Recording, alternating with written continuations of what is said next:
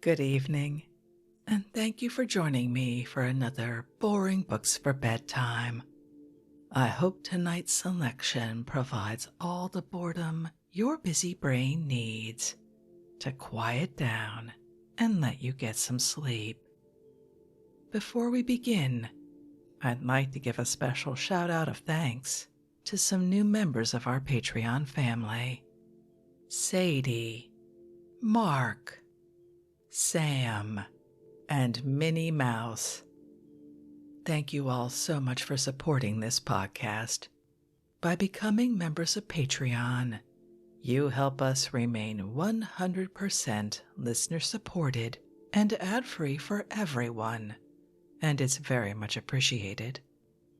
If you're interested in supporting Boring Books for Bedtime and finding out more about the perks available to subscribers, including exclusive episodes, fictional readings, and downloadable files of every episode ever made, you'll find a link to Patreon in the show description. You'll also find a link to buymeacoffee.com, where you can support us with a one-time tip. No subscription required. I hope you'll take a moment to check them out.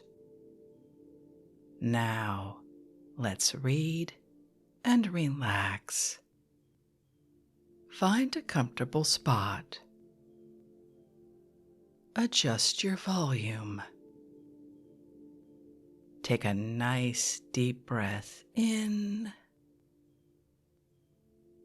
Let it out slowly. And off we go. Tonight, let's relax with more from a book that asks a simple question: can we know anything at all?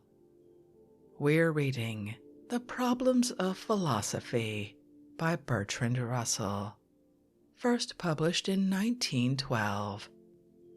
Let's pick up right where we left off at the beginning of Chapter 7. Let's begin. Chapter 7, on our knowledge of general principles. We saw in the preceding chapter that the principle of induction, while necessary to the validity of all arguments based on experience, is itself not capable of being proved by experience, and yet is unhesitatingly believed by everyone, at least in all its concrete applications. In these characteristics, the principle of induction does not stand alone. There are a number of other principles which cannot be proved or disproved by experience, but are used in arguments which start from what is experienced. Some of these principles have even greater evidence than the principle of induction, and the knowledge of them has the same degree of certainty as the knowledge of the existence of sense data. They constitute the means of drawing inferences from what is given in sensation, and if what we infer is to be true, it is just as necessary that our principles of inference should be true as it is that our data should be true. The principles of inference are apt to be overlooked because of their very obviousness. The assumption involved is assented to without our realizing that it is an assumption. But it is very important to realize the use of principles of inference if a correct theory of knowledge is to be obtained, for our knowledge of them raises interesting and difficult questions. In all our knowledge of general principles, what actually happens is that first of all we realize some particular application of the principle, and then we realize that the particularity is irrelevant, and that there is a generality which may equally truly be affirmed. This is of course familiar in such matters as teaching arithmetic. 2 and 2 are 4 is first learnt in the case of some particular pair of couples, and then in some other particular case, and so on. until at last it becomes possible to see that it is true of any pair of couples. The same thing happens with logical principles. Suppose two men are discussing what day of the month it is. One of them says, "At least you will admit that if yesterday was the 15th, today must be the 16th. "Yes," says the other, "I admit that." "And you know," the first continues, "that yesterday was the 15th because you dined with Jones, and your diary will tell you that was on the 15th. "Yes," says the second, "therefore today is the 16th. Now, such an argument is not hard to follow, and if it is granted that its premises are true in fact, no one will deny that the conclusion must also be true, but it depends for its truth upon an instance of a general logical principle. The logical principle is as follows. Suppose it known that if this is true, then that is true. Suppose it also known that this is true, then it follows that that is true. When it is the case that if this is true, that is true, we shall say that this implies that, and that that follows from this. Thus our principle states that if this implies that, and this is true, then that is true. In other words, anything implied by a true proposition is true, or whatever follows from a true proposition is true. This principle is really involved, at least concrete instances of it are involved, in all demonstrations. Whenever one thing which we believe is used to prove something else which we consequently believe, this principle is relevant. If anyone asks, "Why should I accept the results of valid arguments based on true premises?" we can only answer by appealing to our principle. In fact, the truth of the principle is impossible to doubt, and its obviousness is so great that at first sight it seems almost trivial. Such principles, however, are not trivial to the philosopher, for they show that we may have indubitable knowledge which is in no way derived from objects of sense. The above principle is merely one of a certain number of self-evident logical principles. Some at least of these principles must be granted before any argument or proof becomes possible. When some of them have been granted, others can be proved, though these others, so long as they are simple, are just as obvious as the principles taken for granted. For no very good reason, 3 of these principles have been singled out by tradition under the name of laws of thought. They are as follows. 1. The law of identity. Whatever is, is. 2. The law of contradiction. Nothing can both be and not be. 3. The law of excluded middle. Everything must either be or not be. These 3 laws are samples of self-evident logical principles, but are not really more fundamental or more self-evident than various other similar principles. For instance, the one we considered just now, which states that what follows from a true premise is true. The name laws of thought is also misleading, for what is important is not the fact that we think in accordance with these laws, but the fact that things behave in accordance with them. In other words, the fact that when we think in accordance with them, we think truly. But this is a large question to which we must return at a later stage. In addition to the logical principles which enable us to prove from a given premise that something is certainly true, there are other logical principles which enable us to prove from a given premise that there is a greater or less probability that something is true. Perhaps the most important example is the inductive principle, which we considered in the preceding chapter. One of the great historic controversies in philosophy is the controversy between the two schools called respectively empiricists and rationalists. The empiricists, who are best represented by the British philosophers Locke, Berkeley, and Hume, maintain that all our knowledge is derived from experience. The rationalists, who are represented by the continental philosophers of the 17th century, especially Descartes and Leibniz, maintain that, in addition to what we know by experience, there are certain innate ideas and innate principles which we know independently of experience.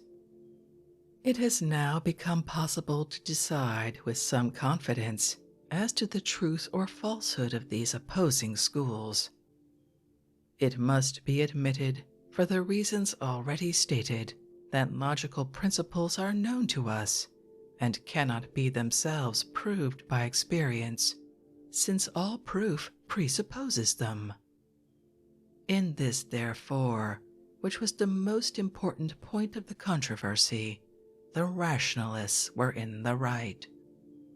On the other hand, even that part of our knowledge which is logically independent of experience, in the sense that experience cannot prove it, is yet elicited and caused by experience. It is on occasion of particular experiences that we become aware of the general laws which their connections exemplify. It would certainly be absurd to suppose that there are innate principles, in the sense that babies are born with a knowledge of everything which men know and which cannot be deduced from what is experienced. For this reason, the word innate would not now be employed to describe our knowledge of logical principles. The phrase a priori is less objectionable and is more usual in modern writers. Thus, while admitting that all knowledge is elicited and caused by experience, we shall nevertheless hold that some knowledge is a priori, in the sense that the experience which makes us think of it does not suffice to prove it, but merely so directs our attention that we see its truth without requiring any proof from experience. There is another point of great importance, in which the empiricists were in the right as against the rationalists. Nothing can be known to exist except by the help of experience. That is to say, if we wish to prove that something of which we have no direct experience exists, we must have among our premises the existence of one or more things of which we have direct experience. Our belief that the Emperor of China exists, for example, rests upon testimony, and testimony consists in the last analysis of sense data seen or heard, in reading or being spoken to. Rationalists believe that, from general consideration as to what must be, they could deduce the existence of this or that in the actual world. In this belief they seem to have been mistaken. All the knowledge that we can acquire a priori concerning existence seems to be hypothetical. It tells us that if one thing exists, another must exist, or more generally, that if one proposition is true, another must be true. This is exemplified by the principles we have already dealt with, such as, if this is true and this implies that, then that is true, or, If this and that have been repeatedly found connected, they will probably be connected in the next instance in which one of them is found. Thus, the scope and power of a priori principles is strictly limited. All knowledge that something exists must be in part dependent on experience. When anything is known immediately, its existence is known by experience alone. When anything is proved to exist without being known immediately, both experience and a priori principles must be required in the proof. Knowledge is called empirical when it rests wholly or partly upon experience. Thus, all knowledge which asserts existence is empirical, and the only a priori knowledge concerning existence is hypothetical, giving connections among things that exist or may exist, but not giving actual existence. A priori knowledge is not all of the logical kind we have been hitherto considering. Perhaps the most important example of non-logical a priori knowledge is knowledge as to ethical value. I am not speaking of judgments as to what is useful or as to what is virtuous, for such judgments do require empirical premises. I am speaking of judgments as to the intrinsic desirability of things. If something is useful, it must be useful because it secures some end. The end must, if we have gone far enough, be valuable on its own account, and not merely because it is useful for some further end. Thus, all judgments as to what is useful depend upon judgments as to what has value on its own account. We judge, for example, that happiness is more desirable than misery, knowledge than ignorance, goodwill than hatred, and so on.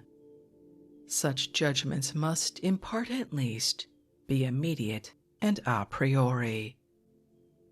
Like our previous a priori judgments, they may be elicited by experience, and indeed they must be, for it seems not possible to judge whether anything is intrinsically valuable unless we have experienced something of the same kind. But it is fairly obvious that they cannot be proved by experience, for the fact that a thing exists or does not exist cannot prove either that it is good that it should exist or that it is bad.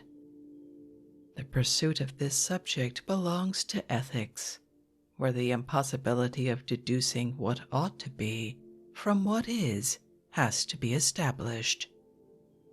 In the present connection, it is only important to realize that knowledge as to what is intrinsically of value is a priori in the same sense in which logic is a priori, namely in the sense that the truth of such knowledge can be neither proved nor disproved by experience. All pure mathematics is a priori, like logic. This was strenuously denied by the empirical philosophers, who maintained that experience was as much the source of our knowledge of arithmetic as of our knowledge of geography.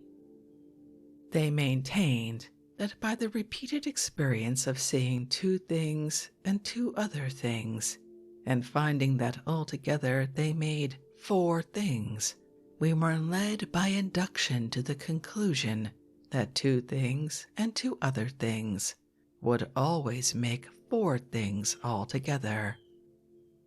If, however, this were the source of our knowledge that 2 and 2 are 4, we should proceed differently in persuading ourselves of its truth from the way in which we do actually proceed.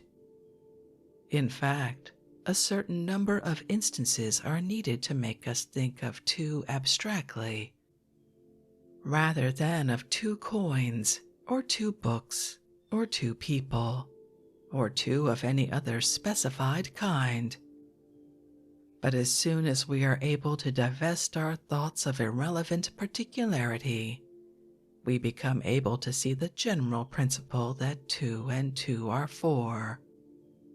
Any one instance is seen to be typical, and the examination of other instances becomes unnecessary.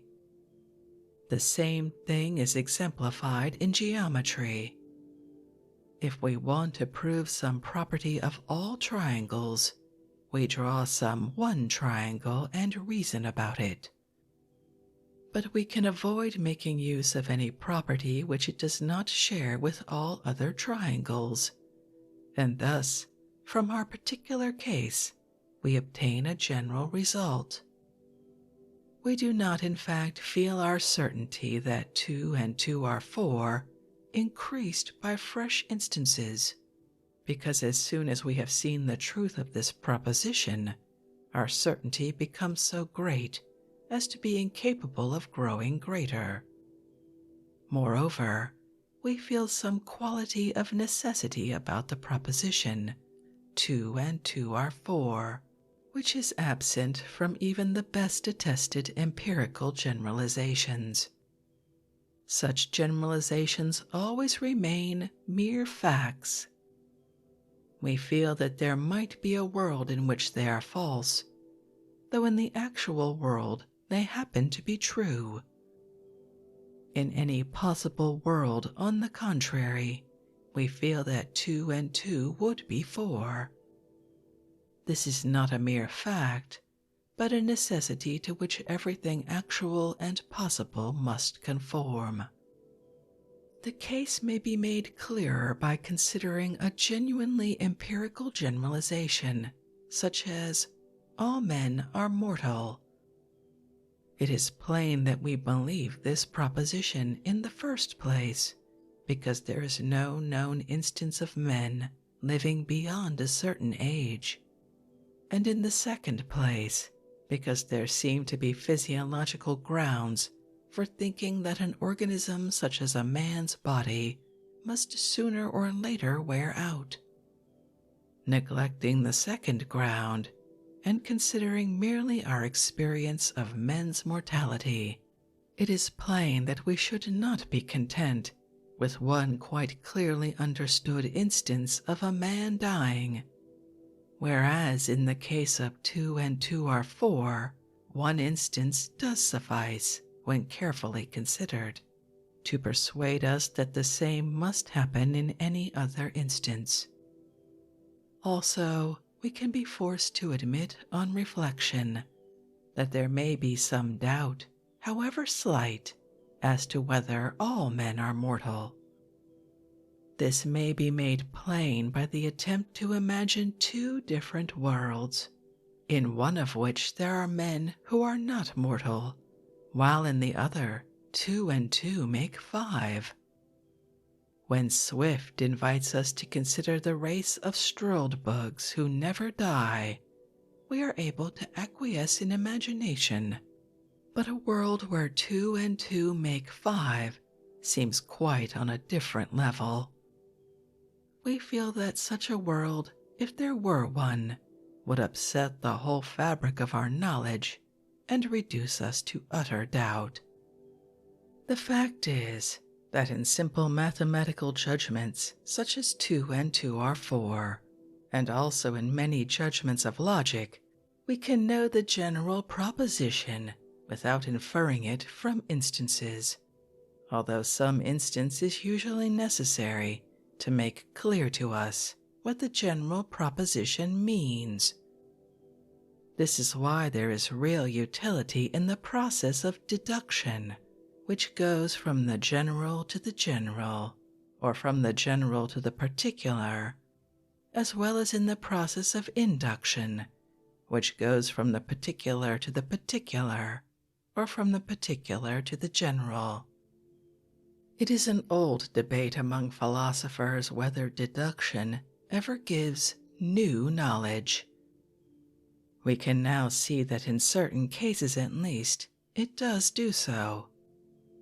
If we already know that 2 and 2 always make 4, and we know that Brown and Jones are two, and so are Robinson and Smith, we can deduce that Brown and Jones and Robinson and Smith are four.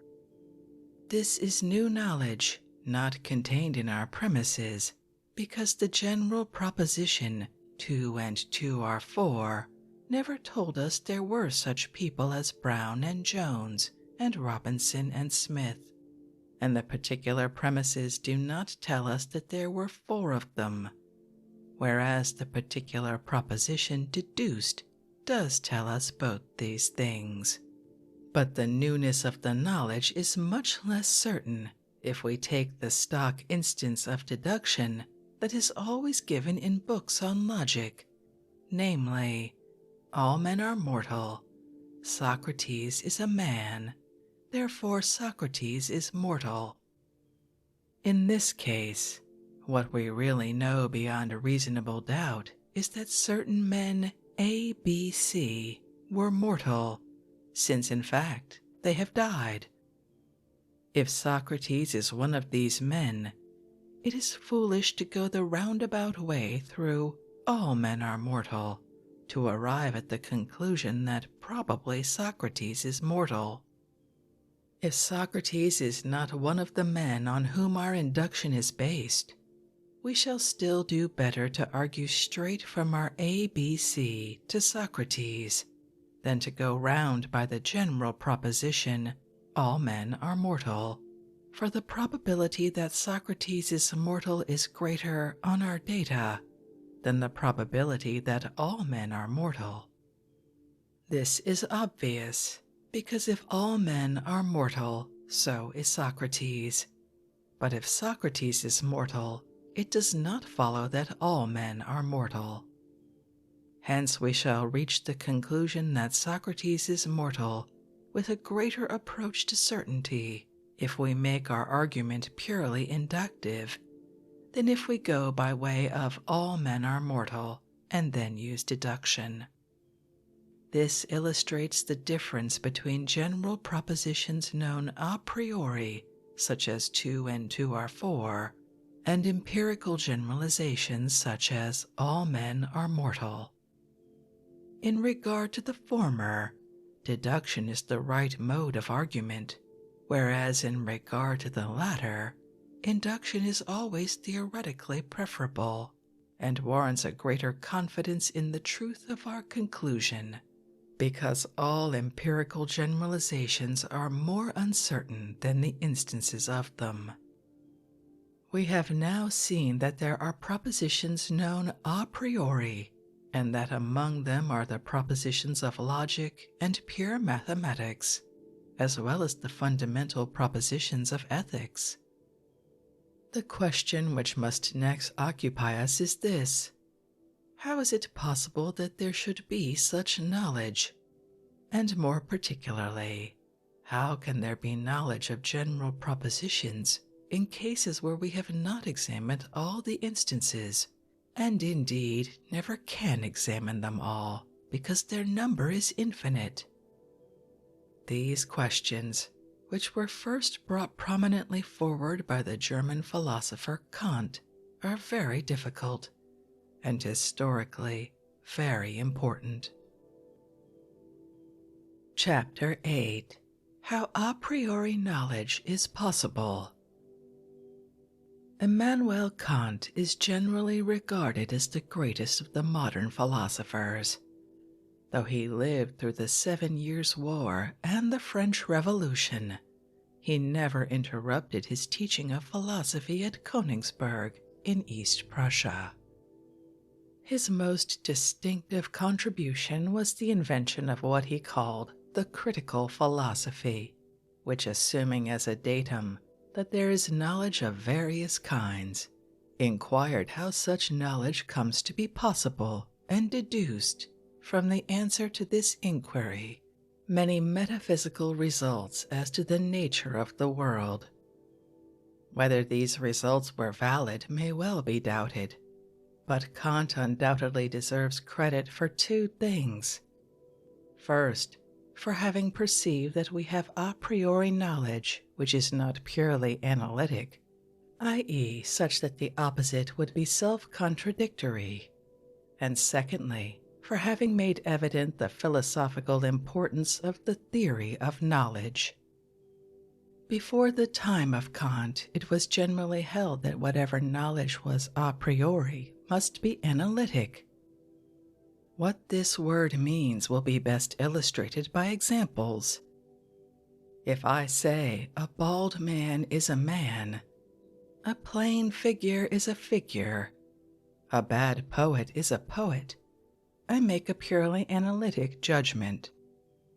The subject spoken about is given as having at least two properties, of which one is singled out to be asserted of it. Such propositions as the above are trivial, and would never be enunciated in real life except by an orator preparing the way for a piece of sophistry.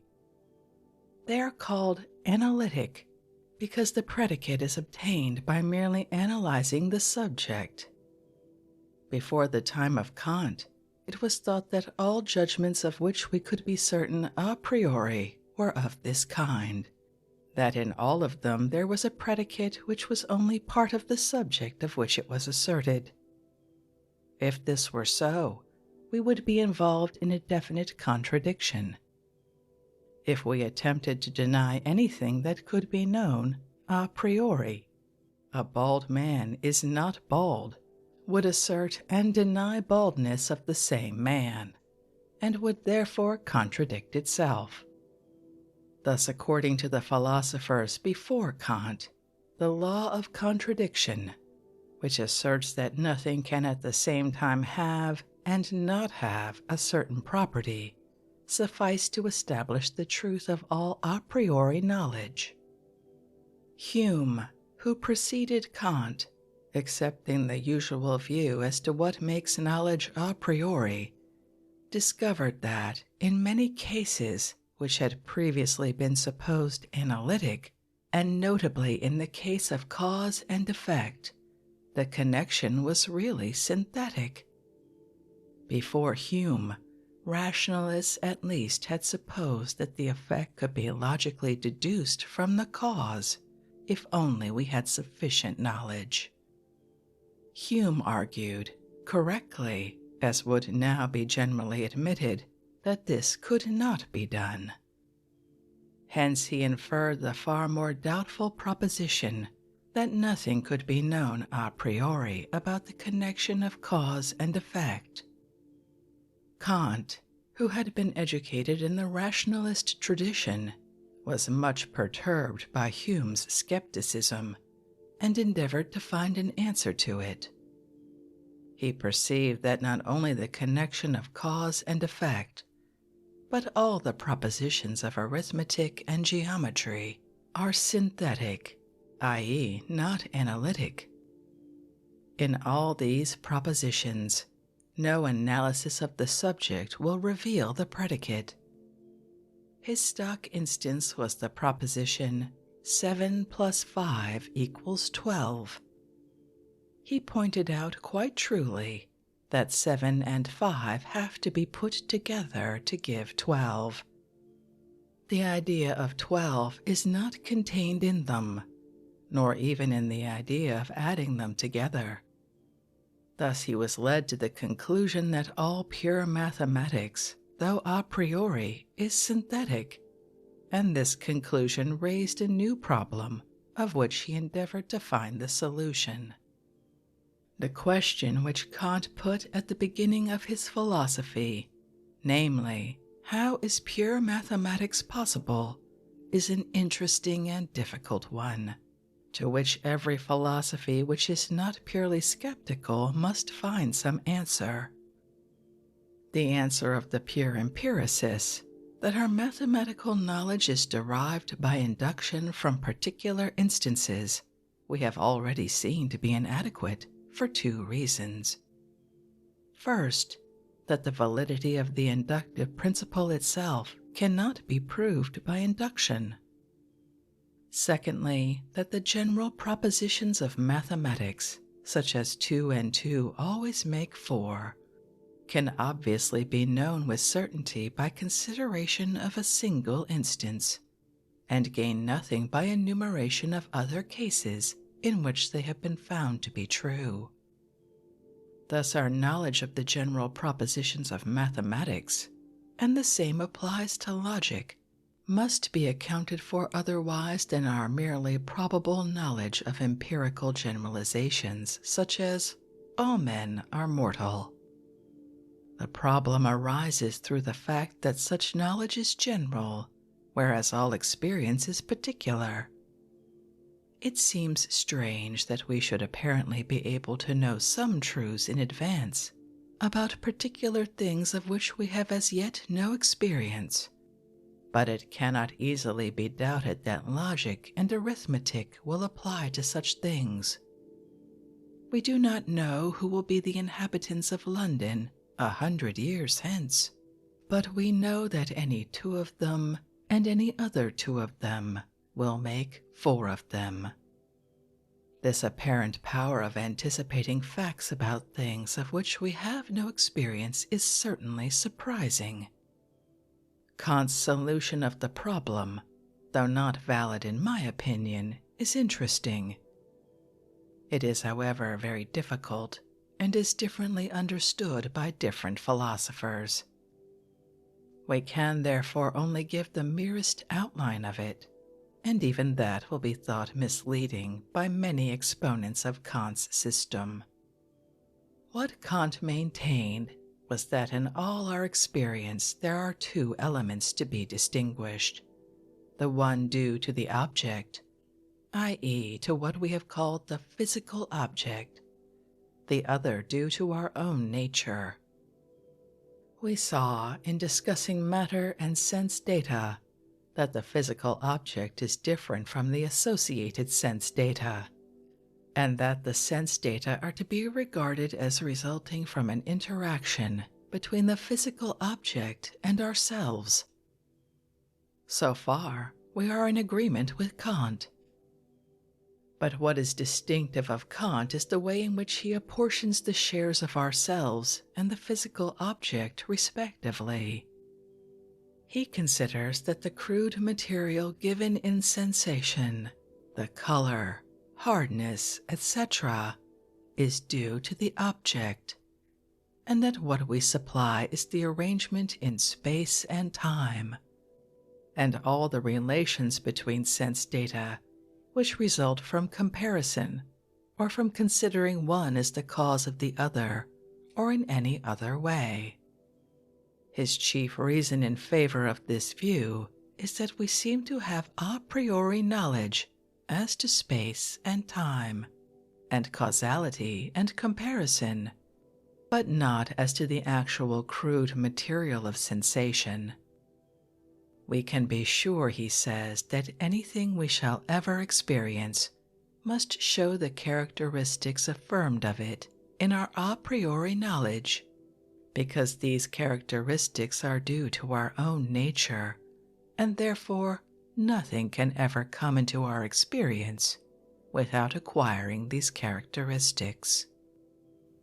The physical object, which he calls the thing in itself, he regards as essentially unknowable.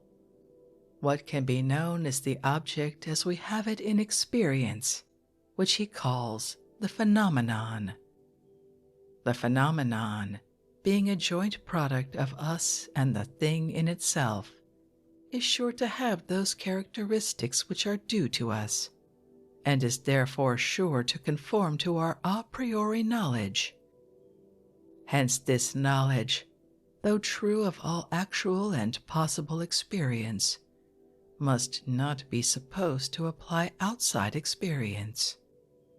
Thus, in spite of the existence of a priori knowledge, we cannot know anything about the thing in itself, or about what is not an actual or possible object of experience. In this way, he tries to reconcile and harmonize the contentions of the rationalists with the arguments of the empiricists. Kant's thing in itself is identical in definition with the physical object, namely, it is the cause of sensations.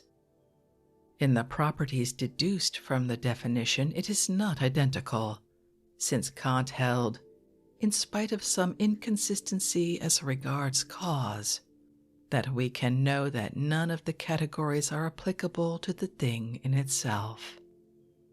Apart from minor grounds on which Kant's philosophy may be criticized, there is one main objection, which seems fatal to any attempt to deal with the problem of a priori knowledge by his method. The thing to be accounted for is our certainty that the facts must always conform to logic and arithmetic. To say that logic and arithmetic are contributed by us does not account for this. Our nature is as much a fact of the existing world as anything, and there can be no certainty that it will remain constant. It might happen, if Kant is right, that tomorrow our nature would so change as to make 2 and 2 become 5. This possibility seems never to have occurred to him, yet it is one which utterly destroys the certainty and universality which he is anxious to vindicate for arithmetical propositions.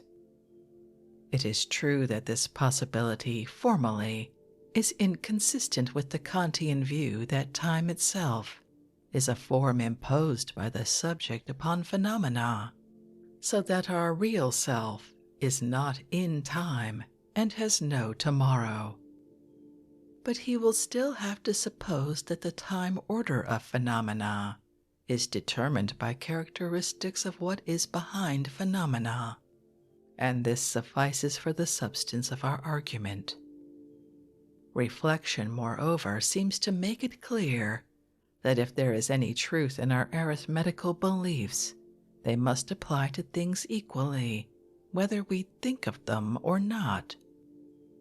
2 physical objects and 2 other physical objects must make 4 physical objects, even if physical objects cannot be experienced. To assert this is certainly within the scope of what we mean when we state that 2 and 2 are 4. Its truth is just as indubitable as the truth of the assertion that 2 phenomena and 2 other phenomena make 4 phenomena. Thus Kant's solution unduly limits the scope of a priori propositions, in addition to failing in the attempt at explaining their certainty. Apart from the special doctrines advocated by Kant, it is very common among philosophers to regard what is a priori as in some sense mental, as concerned rather with the way we must think than with any fact of the outer world. We noted in the preceding chapter the 3 principles commonly called laws of thought.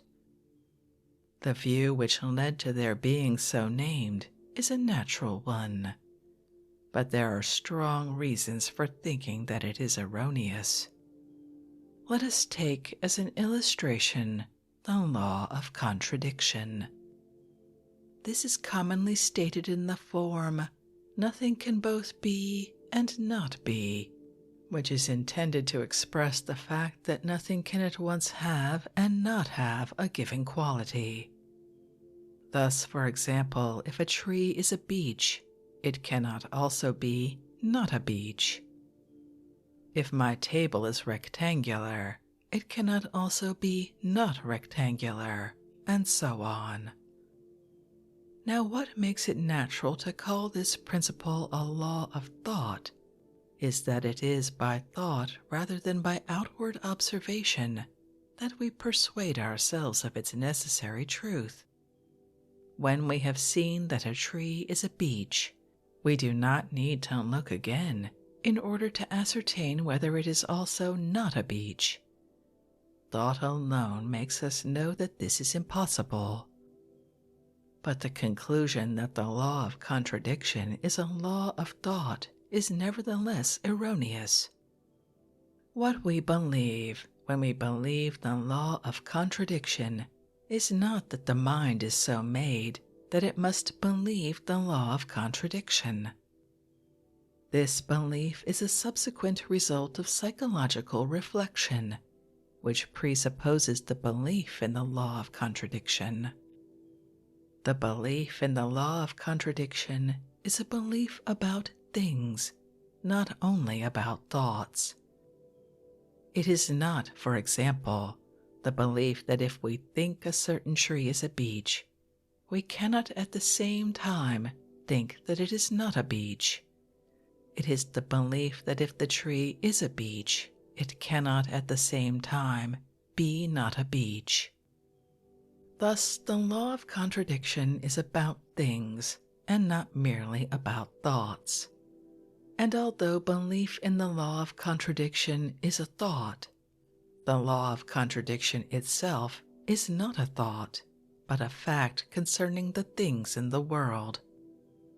If this, which we believe when we believe the law of contradiction, were not true of the things in the world, the fact that we were compelled to think it true would not save the law of contradiction from being false. And this shows that the law is not a law of thought. A similar argument applies to any other a priori judgment. When we judge that 2 and 2 are 4, we are not making a judgment about our thoughts, but about all actual or possible couples. The fact that our minds are so constituted as to believe that 2 and 2 are 4, though it is true, is emphatically not what we assert when we assert that 2 and 2 are 4, and no fact about the constitution of our minds could make it true that 2 and 2 are 4. Thus, our a priori knowledge, if it is not erroneous, is not merely knowledge about the constitution of our minds, but is applicable to whatever the world may contain, both what is mental and what is non-mental. The fact seems to be that all our a priori knowledge is concerned with entities which do not, properly speaking, exist, either in the mental or in the physical world. These entities are such as can be named by parts of speech which are not substantives. They are such entities as qualities and relations. Suppose, for instance, that I am in my room. I exist, and my room exists, but does in exist? Yet obviously the word in has a meaning. It denotes a relation which holds between me and my room. This relation is something, although we cannot say that it exists in the same sense in which I and my room exist. The relation in is something which we can think about and understand, for if we could not understand it, we could not understand the sentence, I am in my room. Many philosophers following Kant have maintained that relations are the work of the mind, that things in themselves have no relations, but that the mind brings them together in one act of thought, and thus produces the relations which it judges them to have. This view, however, seems open to objections similar to those which we urged before against Kant. It seems plain that it is not thought which produces the truth of the proposition, I am in my room.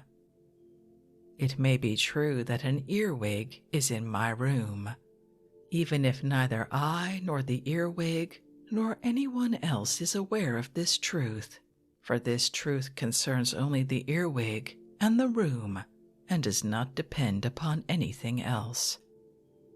Thus relations, as we shall see more fully in the next chapter, must be placed in a world which is neither mental nor physical.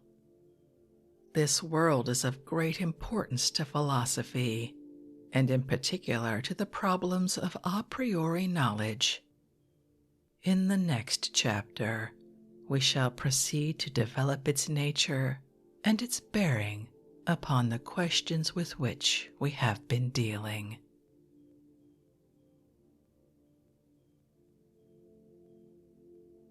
But I think we'll leave that for next time, for we have reached the end of Chapter 8, which seems as good a place as any to end this evening's reading from the problems of philosophy. Unlike some other readings from this book, that one was pretty straightforward, and I hope you enjoyed it. If you'd like to read this work for yourself, as always, you'll find a link to a free ebook from Project Gutenberg in the show description.